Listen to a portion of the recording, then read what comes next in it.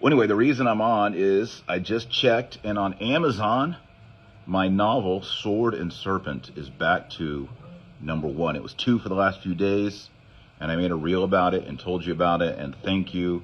People went and got the novel, Sword and Serpent, and it hit #1.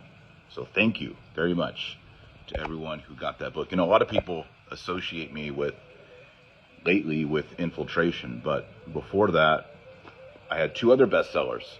One was my novel, Sword and Serpent, and then there's a sequel called 10th Region of the Night. That was a #1 bestseller.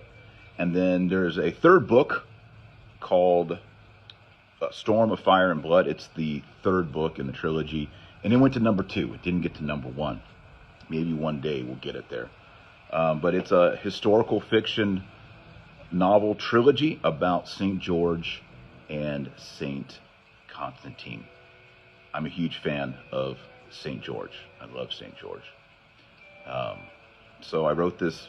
It started off as stories that I told my children when they were little, and it turned into a massive trilogy. This trilogy's that I've written, Sword and Serpent trilogy, is longer than The Lord of the Rings.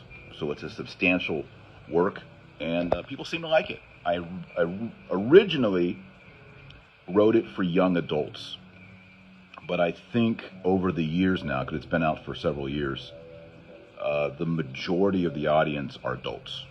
People get it for their young adults, and then the young adults like it, and then their parents read it, and their grandparents read it, and everybody reads it. So it's always neat when I go around the country. I meet people, and I'm always most fascinated when I meet someone.